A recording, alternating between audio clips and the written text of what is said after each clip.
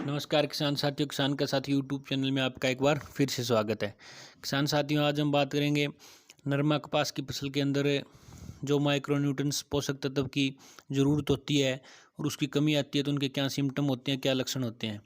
तो हम बात करें तो नरमे की फसल के अंदर मुख्य रूप से नाइट्रोजन, फास्फोरस, पोटास और मैग्नीशियम, जिंक, बोरोन, तो इनकी मुख्य रूप से जो 6 पोषक तत्व हैं उनकी ज़रूरत होती है। तो जैसे हम फास्फोरस है वो तो पौधे के जड़ों के विकास के लिए होती है, वो हमें स्टार्टिंग में जो बुआई के समय भी दे देते हैं और बाद में भी दे देते हैं। तो पोटास की, नाइट्रोजन की, मैग्नीशियम की, बोरोन की, जिंक की, इनकी कमी होती है। तो हम कैसे पता करें, तो इनके क्या क्या सिम्टम होते हैं, तो हम बात करेंगे। तो सबसे पहले हम बात करेंगे नाइट्रोजन की कमी से। तो नाइट्रोजन की कमी से नाइट्रोजन की बात करें तो नाइट्रोजन की पौधे को ज़रूरत स्टार्टिंग से लेकर अंत तक होती है। जब पौधा उगता है और उससे आखिर तक जब फाड़ लेता है, फल फूल लेता है, तब तक उसकी ज़रूरत होती है।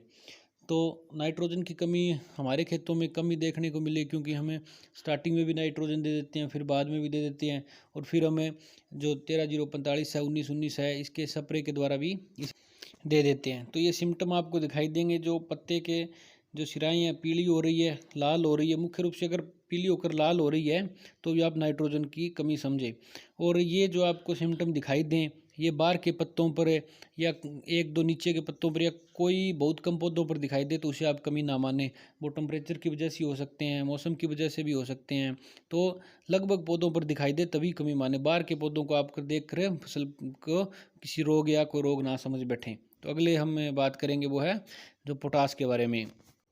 तो हम पोटास की बात करें तो पोटास जो अवस्था है अब कपास की, नरमे की, तो फल से फूल बनने तक इस अवस्था में पोटास की सबसे ज़्यादा ज़रूरत होती है। जो इससे जो आपके टिंडे में वजनदार बनेंगे, फूल गुड़ियाँ ज़्यादा आएगी, तो अब पोटास की सख्त ज़रूरत होती है। तो इसका हम पता कैसे चलेंगे, तो कपास की निचली यानी जो पुरानी पत्तियों के किनारे होते हैं वो पीले पड़कर कुछ दिनों बाद झुलस जाते हैं, पत्ते जल जाते हैं, तो वो पोटास की कमी होती है।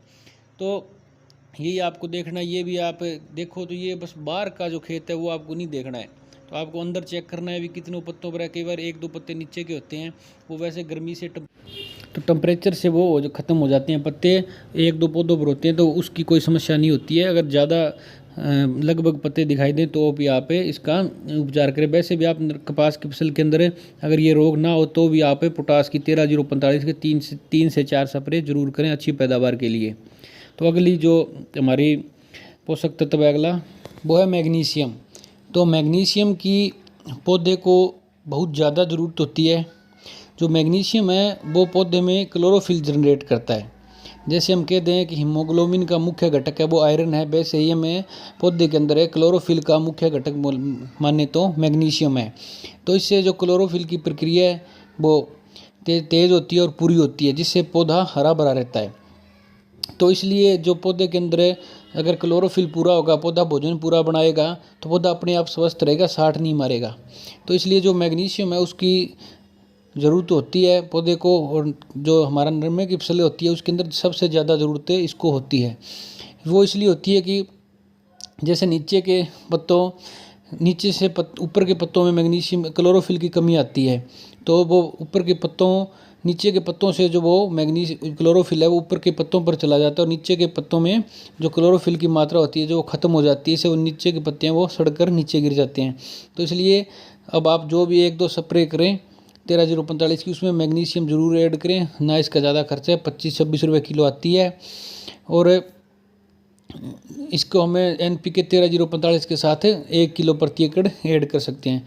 तो इसके जो सिम्टम होंगे, क्या होंगे लक्षण तो इसके जो जैसे धारियाँ होती है पत्तों के अंदर, उसके जो बीच का भाग है वो लाल पड़ जाता है और जो धब्बे से बन जाते हैं, और बाकी जो उनकी वो नाड़ी होती है पौधे की, वो हरी रहती है। तो अगर आपको मैग्नीशियम की कमी दिखे ना दिखे तो यहाँ पे मैग्नीशियम में की स्प्रे जरूर करें, क्योंकि जो साठ मारने की समस्या आती है पौधे के अंदर वो यही कारण होता है कि पौधे को जो माइक्रोन्यूट्रिएंट्स हैं वो पूरी तरह से मिल नहीं पाते। जब फाड़ जब उठाता है नरमा तो उसको सभी माइक्रोन्यूट्रिएंट्स की ज़रूरत बहुत ज़्यादा मात्रा में होती है, जैसे नाइट्रोजन है और पोटास होगी, मैग्नीशियम होगी, जिंक होगी, तो इसको हम अब स्प्रे द्वारा दे सकते हैं। तो इसके लिए मैग्नीशियम आप 13-045 में ज़रूर ऐड करें। अगला है जिंक पोषक तत्व। इसकी हमारी फसल को, नरमे कपास की फसल को बहुत कम मात्रा में ज़रूरत होती है, पर ज़रूरत होती है। तो अगर हमने ज़मीन में डाला है, पिछली साल डाला है, तो अगर हमने मिट्टी की जांच करवाई है, जिंक की मात्रा पूरी है, तो इसके लिए आप इसकी स्प्रे ना भी करें।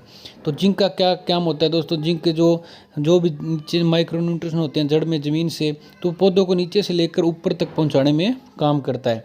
तो इसकी कमी के लक्षण होते हैं, कपास में जिंक तत्व की कमी से पौधे के बीच की पत्तियों में, शिराओं के बीच में पीलापन हो जाता है। जैसे आप देख रहे हो ये पत्ता है, तो इसकी ये जो नसें हैं वो हरी है और बीच में जो इसका पीलापन आ गया। इससे क्या होता है तो इससे पौधा पूरी ग्रोथ नहीं करता है। तो इसके लिए आप चिलिटेड जिंक 12% 100 ग्राम में प्रति एकड़ की कॉटन में एक बार ही आपको स्प्रे करना है। इसको NPK या इनके साथ मिलाकर एक बार आपको इसकी स्प्रे करना है। सल्फर, अगर नरमा कपास की फसल के अंदर सल्फर पोषक तत्व की कमी होती है, तो दोस्तों जो ऊपर के पत्ते होते हैं उनका रंग जो हल्का पीला होता है, जो नए पत्ते निकलेंगे उनका जो रंग होगा हल्का पीला होगा। पौधा ग्रोथ भी कम करेगा और जो पौधे में शाखाएं हैं वो भी बहुत कम निकलेगी, और जो तना है उसका रंग है उनका लाल हो जाएगा, गहरा लाल रंग का हो जाएगा। तो ये आपको पौधे में कमी दिखे तो आप सल्फर की स्प्रे कर सकते हो, वरना नहीं। अगला पोषक तत्व है बोरोन। अगर बोरोन का जो काम होता है, जो फूल से लेकर फल बनने की जो क्रिया होती है, उसमें बोरोन का बहुत महत्व होता है। जो पौधे के अंदर परागण की क्रिया होती है, जो फूल से फल बनता है, उसके अंदर बोरोन काम करता है। तो बोरोन की कमी से क्या होता है, पौधे की ग्रोथ भी रुक जाती है, जो पौधे पर फाड़ आते हैं उसकी संख्या कम होती है, और पौधे के अंदर आप वीडियो में देख रहे हो जो ऐसे जो गुड़ियाँ होती है वो सूख कर नीचे गिर जाती है, जो पौधा पीला भी पड़ जाता है और हाइट भी कम लेता है। तो ये लक्षण होते हैं। तो आप 200 ग्राम में 20% बोरोन एक बार ही आपको स्प्रे करनी है कॉटन में। तो एक बार 200 ग्राम से 250 ग्राम प्रति एकड़ आप NPK की स्प्रे करते हो 13-0-45 में ऐड करके आप कर सकते हो, अगर आपकी ऐसे सूख कर गुड़ियाँ गिर रही है तो। अब हम बात करेंगे जीवाणु रोग, झुलसा रोग की।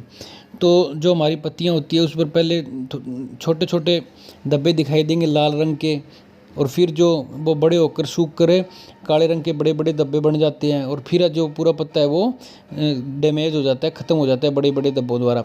फिर जो पत्ता ख़त्म होकर नीचे गिर जाता है।